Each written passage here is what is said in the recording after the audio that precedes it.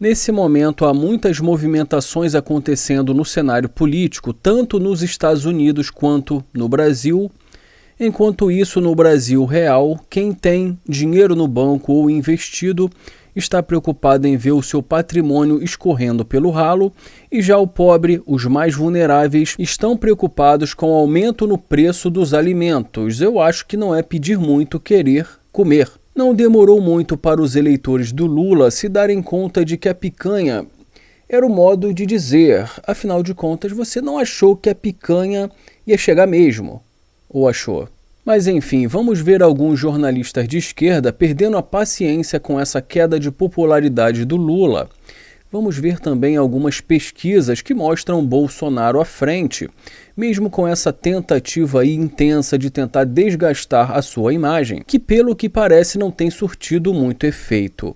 Lembrando que o Bolsonaro atualmente está inelegível, é claro que tem uma corrida política para tentar reverter esse cenário, ainda que muitos achem isso muito improvável. Tem outras pesquisas recentes interessantes. Diz aí pra mim, quem você acha que ganha numa disputa entre Lula e Michele Bolsonaro? Vamos ver. E se caso Lula esteja fora e o Bolsonaro também, quem você acha que ganha entre Haddad e Tarcísio?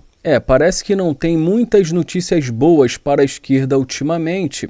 Vamos começar com o camarote, falando sobre a dificuldade que o Lula vai ter para conseguir apoio dos partidos para a disputa de 2026, o que segundo ele já era difícil, agora está muito improvável.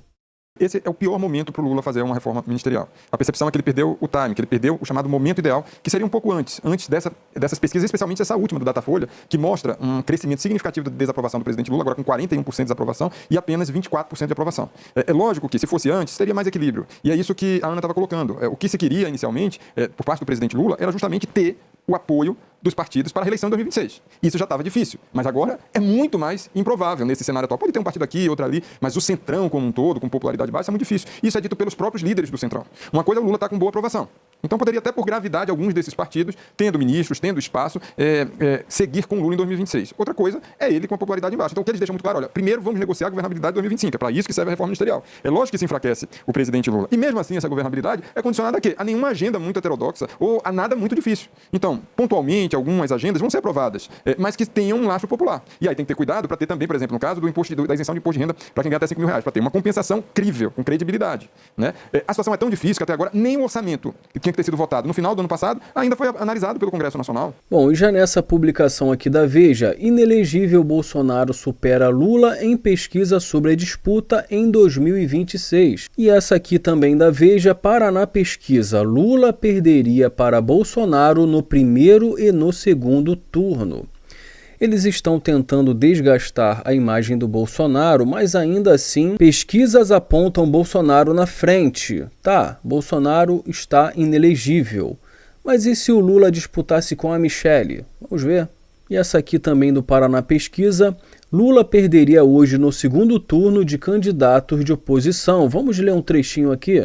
A ex-primeira-dama Michele Bolsonaro, do PL, o petista ficaria numericamente atrás na disputa. Michele é um dos nomes cotados pela direita para substituir o marido que está inelegível em uma disputa presidencial.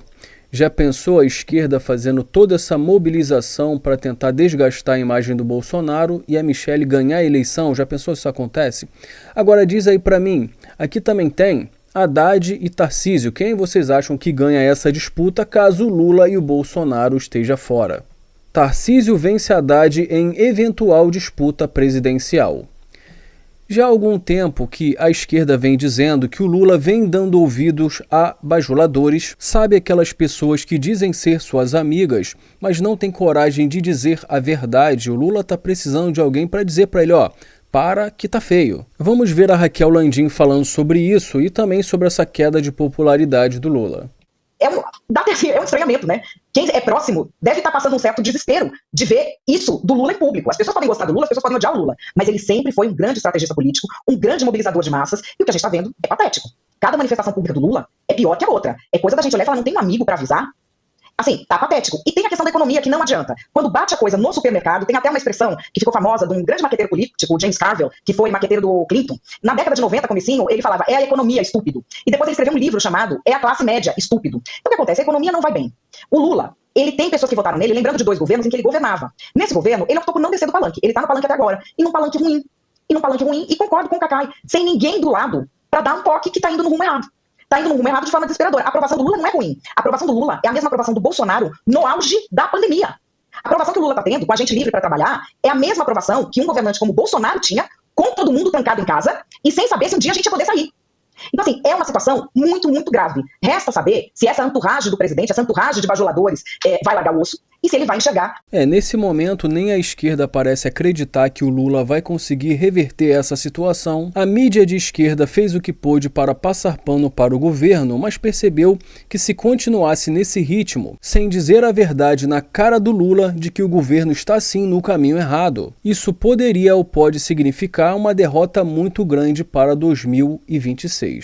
Aí fica aquela pergunta no ar, será que a direita luta pelo impeachment do Lula, mesmo correndo o risco do Brasil sofrer com um governo incompetente, ou deixa o governo se desgastar até 2026, já que foi a escolha do próprio povo? Talvez o Brasil aprenda uma lição.